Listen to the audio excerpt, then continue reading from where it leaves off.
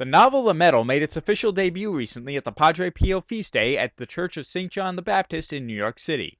The Medal is set in Northport and written by Long Island author Kerriann Flanagan Brosky. It's the first mainstream work of fiction to include the story of Padre Pio. St. John's Church has a shrine to Padre Pio and celebrates him with an annual feast. Well, this is a really exciting day for me. I mean, Padre Pio is someone that is near and dear to my heart. Obviously, it's a major theme throughout my book, The Medal, and to be a part of the Padre Pio feast day at the Church of St. John the Baptist in New York City is just, I mean, it's wonderful. The people are wonderful. They're very into getting the book and learning about the story and the inspiration behind it. And it's just a day to celebrate Padre Pio. This was the day, September 23rd, that he died in 1968 at the age of 81. And all these years later, he's, alive and well in people's hearts. So for me to be able to launch the book on this particular day is really such a great honor.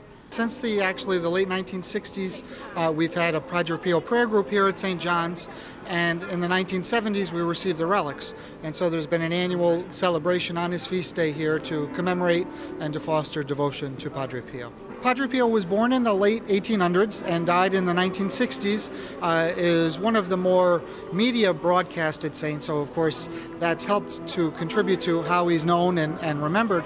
But he was known particularly for having the stigmata, the wounds of Christ, for 50 years of his life.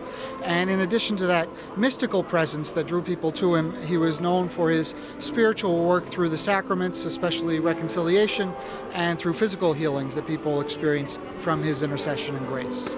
I think it's wonderful that she wrote the book and to bring a even more contemporary experience of who Padre Pio is, how he can touch our lives, and how he can bring people back to faith who may be out of the church or people struggling within the church.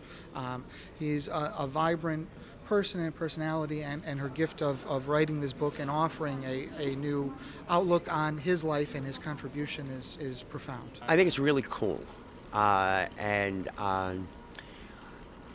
One of the interesting things about Padre Pio is that he's a 21st century saint. And I'm glad Kerriann's book is, you think is one of the first. I'm sure there will be others because he's touched a lot of lives.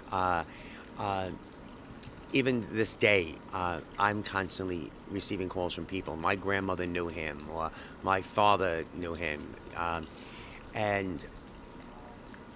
He's still tangible.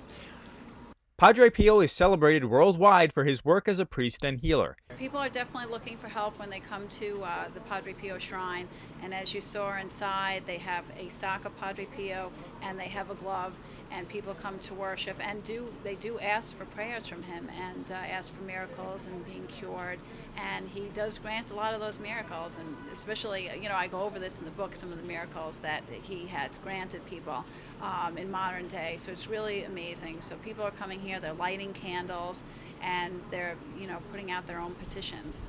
Certain people that I wanted to say a special prayer for, and I know that my friend Lisa knew about the church, about the celebration today, and that's why we were here. The reason why we came out today was because I work at Glen Cove Hospital. I'm a registered nurse, and in our chapel at Glen Cove Hospital there is a statue of Padre Pio that was donated by St. Rocco's Church in Glen Cove, and it is a belief among the people that work at the hospital when we go down and pray that most miracles and our prayers are answered. Last year I came here to have a special prayer right around the feast day. I had missed it, it came a week later, and my prayers were answered. And in life we all have prayers that we want answered, and I have some friends here, and I kind of convinced them to come with me, and that's how we wound up here. There are many documented cases, certainly while he was alive and since he passed. In his life, he was known for healing people who came to visit them, people who were unable to see, for example, receiving the gift of healing to their sight, healings through the sacrament of reconciliation spiritually, people who even at times didn't recognize their sins. Pio was able to look into their souls and to know what they needed to bring to God and bring them that consolation. So healings of infants physically, healing of adults physically, and healing of countless people spiritually. You asked me about miracles. I can't attest to those, but I can attest to numerous numbers of men and women who have told me that Padre Pio was instrumental, they believe, in leading them to a change of life, a closer life with the Lord. And I consider that miraculous. I think Padre Pio is an incredible conduit to bring people back to faith, because they see this suffering man who really was, his other friars didn't like him too much. The church put him, undercover, and he persevered, and there's light at the end of the tunnel. And one of his favorite sayings is pray, hope, and don't worry. And so I think it's very prevalent in the 21st century.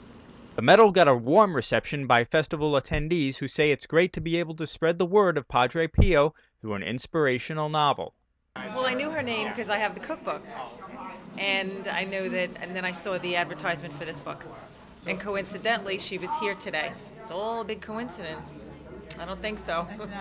It's exciting because people say, oh, how old is this book? When did it come out? I don't know about it. I said, well, today's the first day.